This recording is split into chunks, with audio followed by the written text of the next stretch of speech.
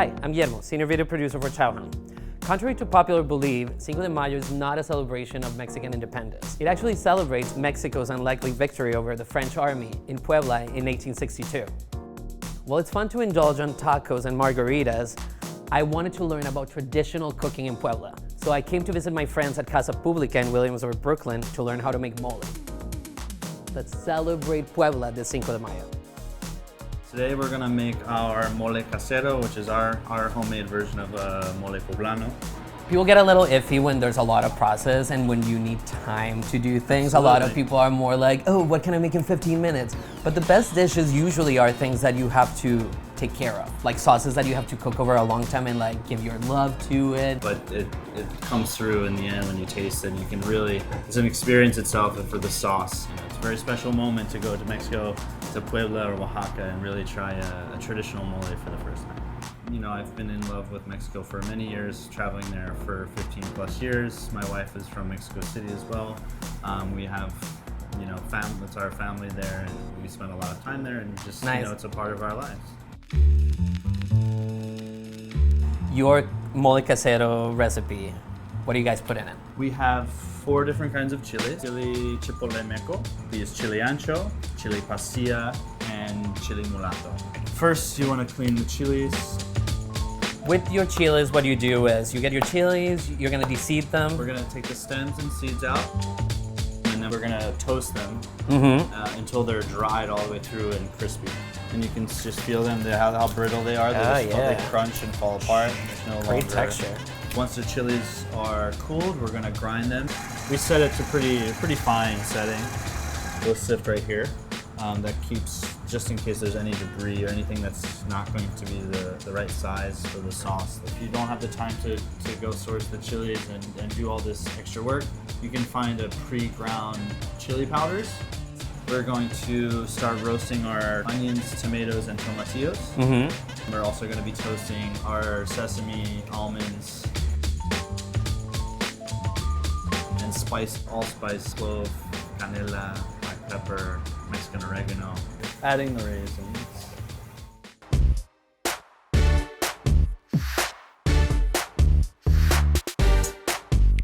Then after that, we blend all the vegetables and spices, nuts together.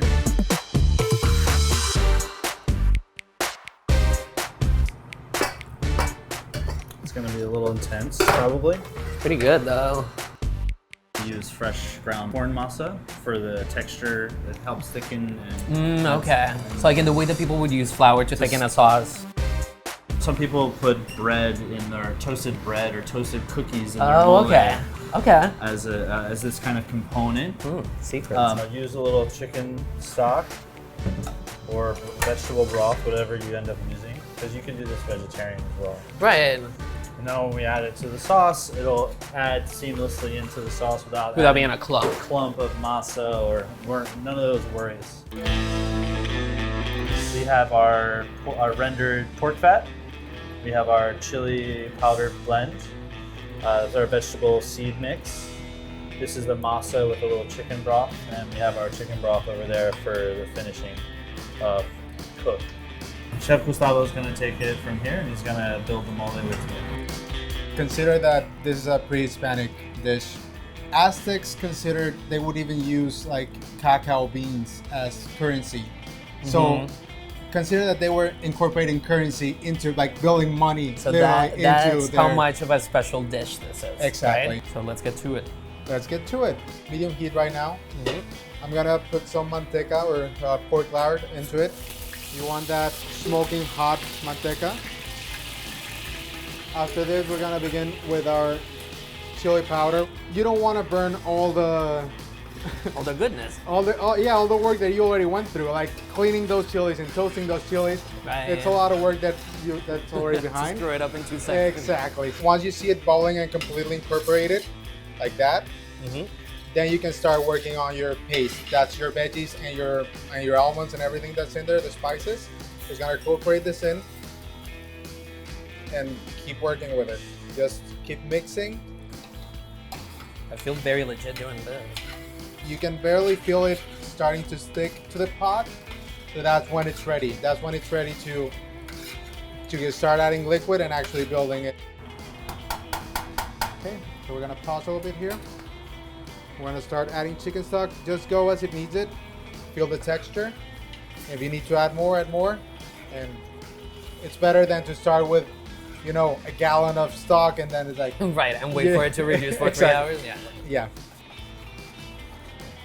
After this, the only thing we have left, once everything is like incorporated and boiled, we're just gonna add the piloncillo and the chocolate. That's gonna balance the mole on the sweeter side. Ours, it's honestly, I feel like it's right in the middle. It was called chilmuli from Nahuatl. That's the root of the name. Chili and muli technically is just mix. Okay. That's just the term for it. It was just chilmuli. Back then, chickens weren't even in Mexico. Right. It was just turkeys. So it was mole de guajolote. That was the traditional stuff for the Aztecs.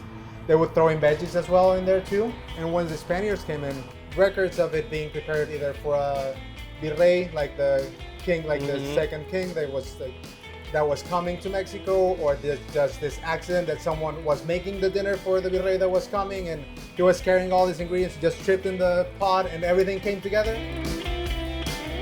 Like for Spaniards back then, that's the way they documented it. Like, also consider like history, it's written by the guys who win, not by the guys who lose. We're ready to add the piloncillo and chocolate.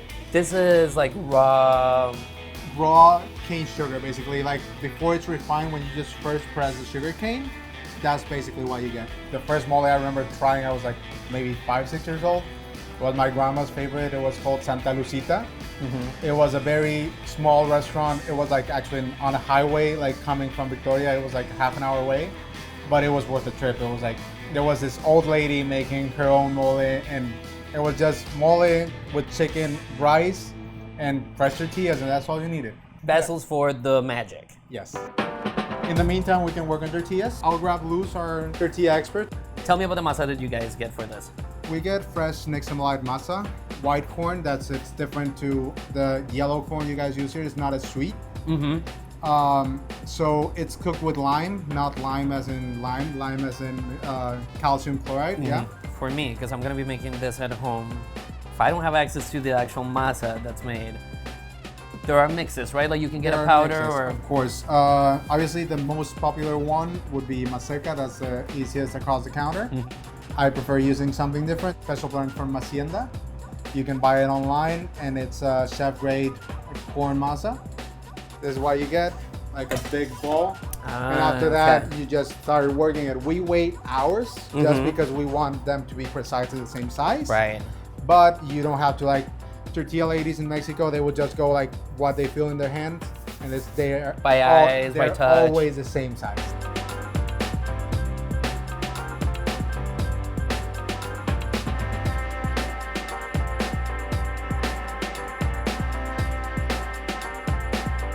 If you want to check if it's ready to be turned, you can always push a little bit very gently. You don't want to break it, but you can push a little bit on it. If it slides, that means it's ready to be turned. She doesn't need to do that. She knows where the point is. It's instinctual. Once it blows up, as you can see, this side is much more thin. You will see it thinner and a little bit like brittly. This one is the first one that hit the plancha. That's gonna be a little bit thicker and rougher. That should be your outer layer of the tortilla. And this, the inner and thinner one, would be for putting the filling inside. Hit it with a little bit of salt. And then you roll it right up, and this is, I think, every Mexican just does it right away. That's like your snack while you're making tortillas. Exactly, your snack while you're making tortillas, and he's ready to eat. So, taste that. So fresh. Delicious. Alrighty. So, we're ready for enchiladas now. So for the enchiladas, what are we gonna use for protein? We're gonna use regular chicken right now. We're gonna use chicken thighs, which have been roasted and picked. That's it. You can use whatever you want. It's like if I had a rotisserie chicken from the grocery store. That works. Break that down and make my enchiladas. Exactly. Just pick through it, and once that's gonna be your filling. You can use cheese. You can use, like in the menu for fall, we start a sweet potato enchilada. Nice. It's a great vegetarian version. option. Exactly. Consistency wise, what you want is for it to hold a little bit. When you make a line, you will still be able to see it. paste. So we're just gonna hit it, make sure they're nice and covered, because that's the whole point of it. That's why you made mole. So now you're just gonna hit a little bit more. You want it to come down on the sides. Some onion rings, just white regular onion rings. Then sesame seeds. Wow. That gives it a little nice pop and brings out the sesame in the mole. Then you keep going with some cilantro. And then finally, for some color, I'm just gonna use one of these. This one looks way nicer. This is beautiful. It just makes it more on the sharing. So beautiful. Okay, I hardly can contain myself, so Yeah, I'm just gonna for go it. ahead and try this. Try to get a little bit of everything in there.